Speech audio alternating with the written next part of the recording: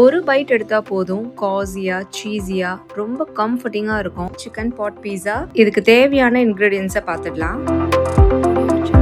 First சிக்கனை marinate பண்ணிக்கலாம். Wash பண்ணி வச்சிருந்த சிக்கனோட தேவையான அளவு உப்பு, இதோட ஜிஞ்சர் கார்லிக் பேஸ்ட், 1/4 டீஸ்பூன் மஞ்சள் தூள், 1 teaspoon Kashmiri red chilli powder, 1 teaspoon garam masala எல்லாத்தையும் நல்லா மிக்ஸ் பண்ணிட்டு ஒரு 10 நிமிஷம் ரெஸ்ட் விட்டுறலாம். இந்த ரெசிபியை இன்னும் ஹெல்தியாக்க நான் யூஸ் பண்றது அஞ்சலி கோல்டு பிரஸ்ட் நல்லெண்ணெய். அண்ட் இது completely pure and chemical free.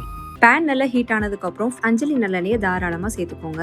Oil நல்லா சூடானதுக்கு அப்புறம் நம்ம மேரினேட் பண்ணி வச்சிருந்த சிக்கன் பீசஸ் இதோட ஆட் பண்ணிடலாம். மீடியம் ஃப்ளேம்ல இந்த சிக்கனை நம்ம குக் பண்ண போறோம். ஒரு 60 to 70% இந்த சிக்கன் குக் ஆனா போதும். இந்த ஸ்டேஜ்ல டொமேட்டோ சாஸை சேர்த்துட்டு அதையும் நல்லா சிக்கனோட மிக்ஸ் பண்ணி விட்டுருங்க. ஒன்ஸ் சாஸ் நல்லா மிக்ஸ் ஆனதுக்கு அப்புறம் நம்ம கட் பண்ணி வச்சிருந்த கேப்சிகம், ஆனியன், பன்னீர் இதெல்லாம் சேர்த்துட்டு நல்லா மிக்ஸ் பண்ணிடலாம். ஒன்ஸ் இது நல்லா மிக்ஸ் ஆனதுக்கு அப்புறம் நம்ம மொசரேலா சீஸ் இதோட சேர்த்துட்டு அதையும் இந்த சிக்கனோட நல்லா மிக்ஸ் பண்ணிடலாம். அவ்வளவுதான், நம்மளோட பாட் பீஸாவோட மெயின் ஸ்டஃபிங் ரெடி. இனி அசெம்பிள் பண்ண வேண்டியதுதான். இந்த ரெசிபிக்கு நான் 4 மட் பாட்ஸ் எடுத்திருக்கேன். நம்ம ரெடி பண்ணி வச்சிருந்த சிக்கன் ஸ்டஃபிங்ஸ் இதுல ஆட் பண்ணிட்டு டாப்பிங்ஸ்க்கு மொசரேலா சீஸ் ஆட் பண்ணிக்கோங்க. கொஞ்சம் onions, capsicums, oregano and chilli ஃபிளேக்ஸும் ஆட் பண்ணிருக்கேன். இந்த மாதிரி 4 பாட்ஸ்லயுமே நம்ம ரெடி பண்ணிக்கலாம். இதை நான் 180 டிகிரி செல்சியஸ்ல ஒரு 15 மினிட்ஸ் மட்டும் நான் மைக்ரோ ஓவன்ல பேக் பண்ணி எடுத்துக்க போறேன். அவ்வளவுதான், நல்ல கோல்டன் கிரஸ்டோட செம சீஸியான சிக்கன் பாட் பீஸா ரெடி.